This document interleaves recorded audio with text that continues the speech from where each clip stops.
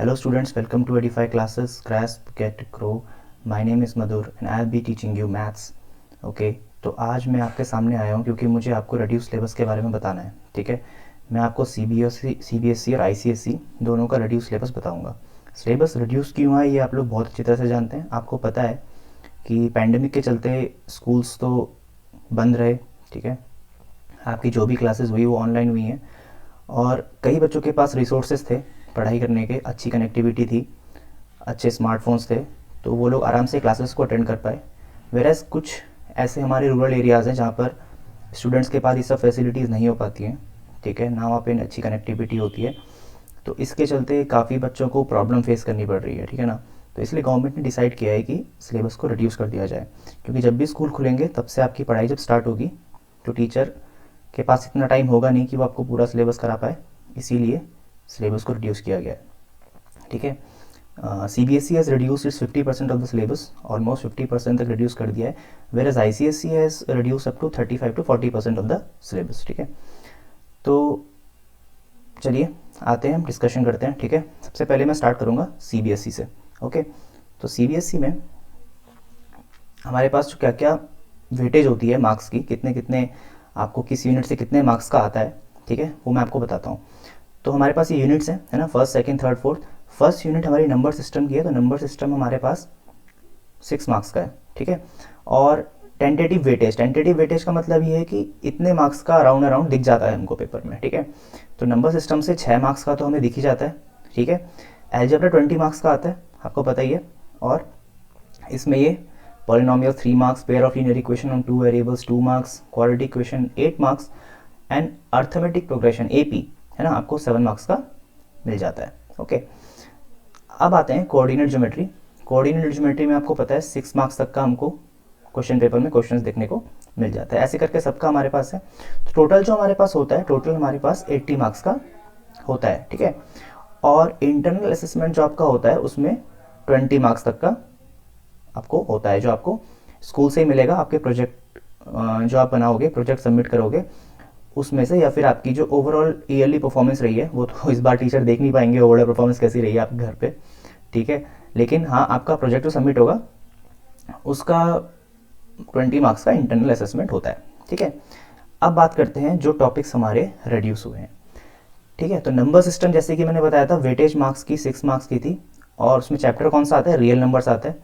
और जो deleted portion है वो हमारा कौन सा है, Euclid's division lemma. Euclid's division lemma हमारा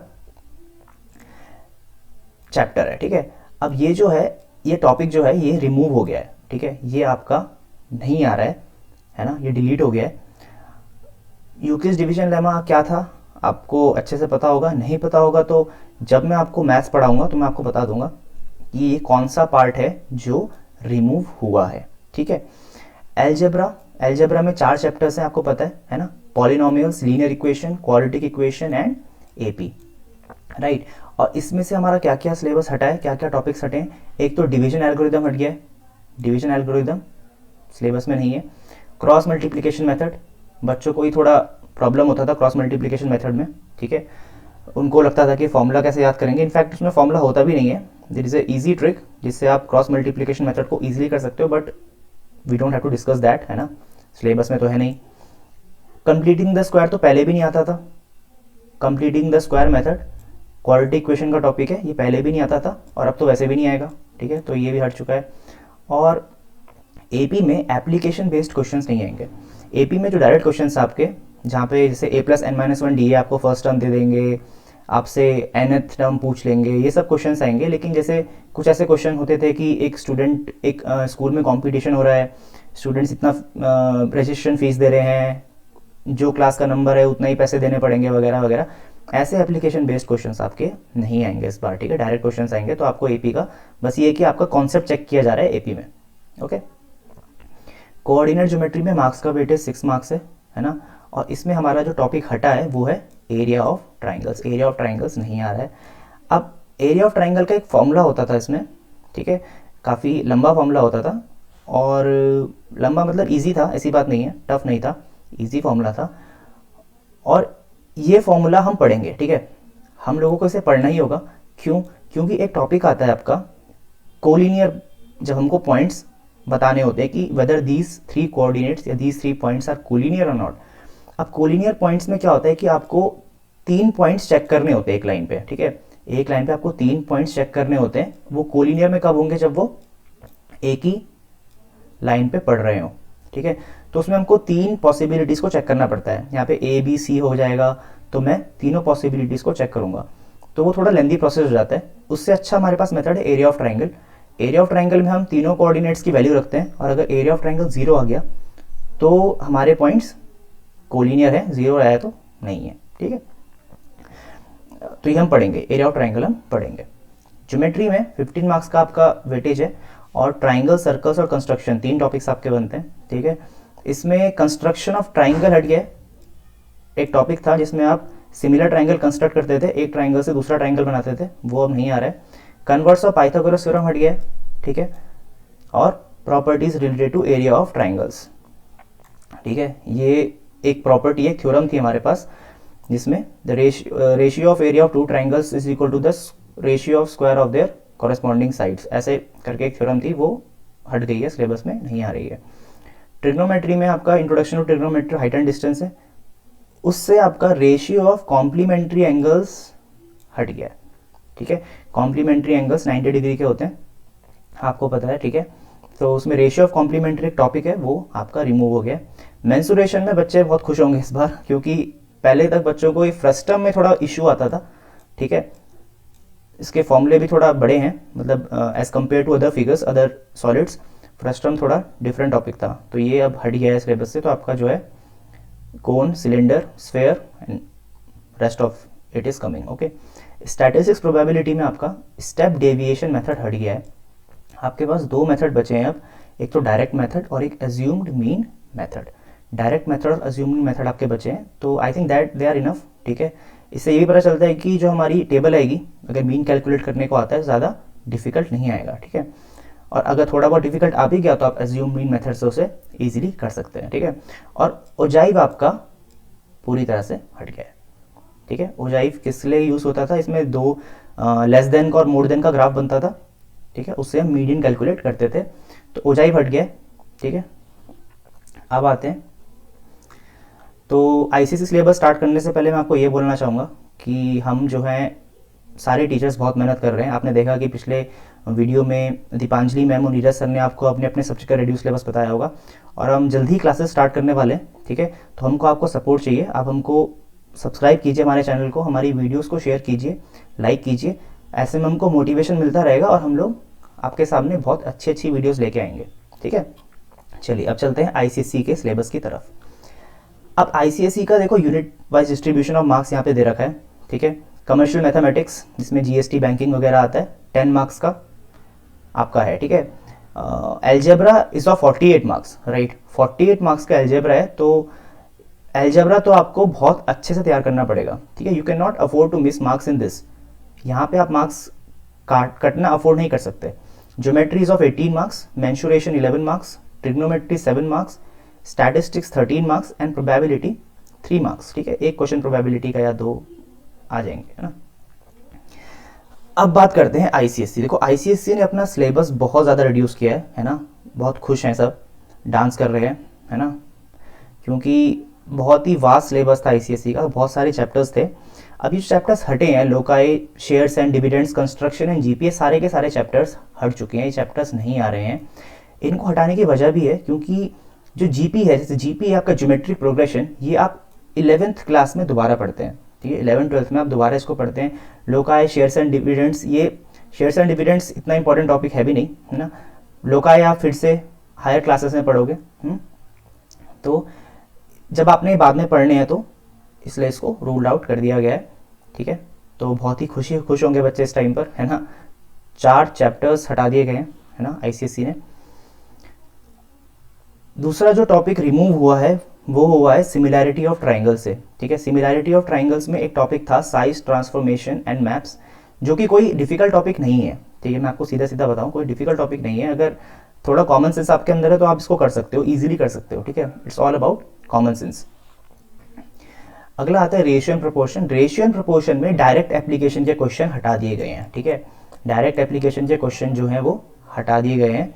आप क्वेश्चंस करोगे तो आपको पता चल जाएगा। डायरेक्ट एप्लीकेशन के कुछ क्वेश्चंस होते हैं, एक पार्ट होता है डायरेक्ट एप्लीकेशंस का, वो हटा दिया गया है, ठीक है। रेशियो एंड प्रोपोर्शन में आपका बेसिकली सिंपल क्वेश्चंस ही आने वाले हैं, ठीक है। सर्कल्स में दो थ्योरम आपके रिमूव हुई हैं, ठीक है। पहली थ्योरम कौन सी थी? To circles touch each other, the point of contact lies on the straight line joining the centres. ये फिगर है आपका, ठीक है। दो सर्कल्स हैं, इसमें दो होता था, एक इंटरनल सर्कल जब एक दूसरे को टच कर रहे हैं और एक्सटर्नली जब सर्कल एक दूसरे को टच कर रहे हैं। तो ये वाली थ्योरम आपकी नहीं है, सिलेबस में हटा दी गई है। दूसरी क्या थी? For chord and a tangent intersect externally then the product of length of segment of the chord is equal to the square of length of tangent. ये आपका थ्योरम था, एक थ्योरम है ये, ठीक है। ये भी आपका हट गया, आपको दिख जाएगा, अगर अपनी नोटबुक खोलोगे आपको थ्योरम दिख जाएगा वहाँ पर। तो आपको इन दोनों के बेस पे जितने भी क्वेश्चंस हैं उनको नहीं करना है, ठीक है, वो आपके सिलेबस में नहीं आएंगे, ओके। तो ये भी बहुत एक खुशी की बात है कि दो थ्योरम्स ही हट गए हैं, क्योंकि थ्योरम हटने की वजह से आपके बहुत सारे क्वेश्चंस इसमें से हट जाते हैं। अब आपके पास बच क्या क्या गया है? आपको पता है कि सर्कल में सेंटर से आपका टेंजेंट पे जो लाइन पड़ता है पॉइंट ऑफ कॉन्टैक्ट पे, दैट इज परपेंडिकुलर, ठीक है। एक वो थ्योरम आपके पास, और एक tangent drawn from an external point to a circular equal.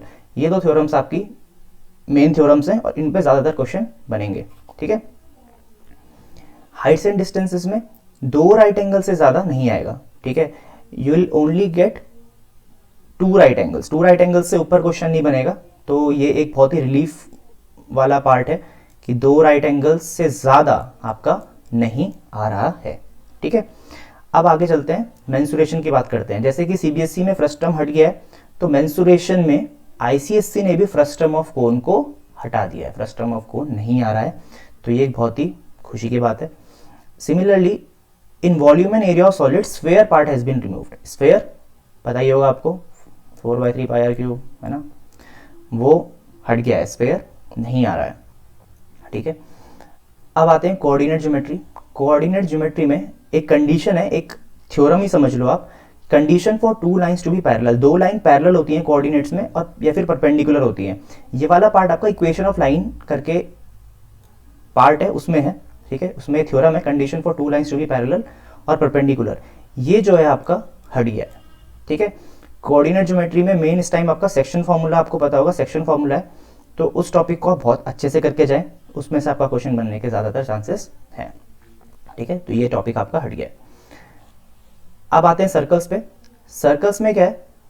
Proving नहीं आ रही है, बताओ, सर्कल्स में प्रूविंग ही नहीं आ रही है, तो आपको कोई भी थ्योरम प्रूफ करने की जरूरत नहीं है। वैसे तो अगर आपने कॉन्सेप्ट को समझा है, अगर आपने, क्योंकि it's a part of geometry, right, अगर आपने थ्योरम को समझा ही नहीं तो you can not do the questions, ठीक है। आपके लोग को बेसिक्स पता होनी चाहिए। तो ऑब्वियसली बात है, अगर किसी को प्रूविंग नहीं आ रही है, ठीक है, तो इसका मतलब आपके कॉन्सेप्ट्स में प्रॉब्लम है, ठीक है। और ये प्रूविंग हट गई है, तो इसकी जरूरत भी नहीं है, क्योंकि जिस बच्चे को क्वेश्चन वही बच्चा कर पाएगा जिसको थ्योरम्स के बारे में पता है, ठीक है। तो प्रूविंग तो हट गई है, वैसे आएगी नहीं, क्वेश्चंस नहीं आएंगे, ठीक है, कि प्रूव करो tangent drawn from external point are equal, ये सब नहीं आएगा, ओके। अगला आता है स्टैटिस्टिक्स। स्टैटिस्टिक्स में आपके जो मीन कैलकुलेट करने के लिए क्वेश्चन बनेंगे, ठीक है, मीन कैलकुलेट करने के लिए जो क्वेश्चन बनेंगे उनमें से इन 3 मेथड में से कोई भी एक मेथड से आप क्वेश्चन सॉल्व कर सकते हैं। लेकिन अब आप देखो डायरेक्ट मेथड, डायरेक्ट मेथड में क्या होता है? मीन डायरेक्ट निकलता है sigma F X upon sigma F, ठीक है, या आपकी बुक में F I X I upon sigma F I होगा, whatever, doesn't matter. Direct method is use to calculate mean. तो जब वैल्यूज बड़ी होती हैं हमारी, है ना, जब हमारी वैल्यूज बड़ी होती हैं, फ्रीक्वेंसी बड़ी होती है, क्लास इंटरवल भी थोड़ा बड़ा होता है, तो उस केस में क्या होता है? Direct method is not feasible, ठीक है। डायरेक्ट मेथड फिजिबल नहीं होता, क्योंकि आपकी कैलकुलेशंस बहुत ज़्यादा हो जाती हैं। हाँ, आपकी कैलकुलेशन बहुत अच्छी है तो आप कोई भी मेथड करो, डजेंट मैटर, ठीक है। लेकिन कैलकुलेशन को अवॉइड करने के लिए ही ये दो मेथड्स हमको मिले होते हैं, एज्यूम मीन शॉर्टकट मेथड और स्टेप डेविएशन मेथड, हमको इसीलिए पता होते हैं। तो जहाँ भी वैल्यूज बड़ी आएंगी, यू मेक श्योर कि आप एज्यूम मीन या फिर स्टेप डेविएशन मेथड ही को यूज करें, ठीक है। आप इन दोनों मेथड को ही यूज करेंगे, है ना। और अगर वैल्यू छोटी है, डायरेक्ट मेथड यूज कर लो, क्या फर्क पड़ता है ना, जल्दी से आपका क्वेश्चन हो जाएगा, राइट। तो यही था हमारा, ठीक है, सारा सिलेबस रिडक्शन। अब हम क्या करेंगे, नेक्स्ट वीडियो से मैं आपको पढ़ाना स्टार्ट करूँगा, ठीक है। मैं ट्रिग्नोमेट्री स्टार्ट करना चाहूँगा। देखिए आपका ऐसा है कि कुछ सीबीएसई और आईसीएसई के टॉपिक्स एक जैसे हैं, ठीक है, तो मैं उनकी कंबाइंड क्लास लूँगा। आपको भी पता है हमारे पास टाइम कम है, हमें मार्च तक सिलेबस पूरा करवाना है किसी भी हालत में, इनफैक्ट उससे पहले ही करवाना है। तो कुछ टॉपिक जो आईसीएसई और सीबीएसई में एक जैसे हैं उनको मैं एक साथ पढ़ाऊँगा, ठीक है। Other than that I will be giving you some extra questions, ऐसे क्वेश्चन जो एग्जाम पॉइंट ऑफ व्यू से इंपॉर्टेंट हैं, ठीक है। तो हम अच्छे से पढ़ाई करेंगे, जल्दी जल्दी पढ़ाई करेंगे, ठीक है। बस आप टच में रहिए और पढ़ते रहिए, स्वस्थ रहिए, मस्त रहिए, ठीक है। तो इस वीडियो को यहीं ख़त्म करता हूँ, मिलते हैं अगली क्लासेस से, ठीक है। Bye, thank you.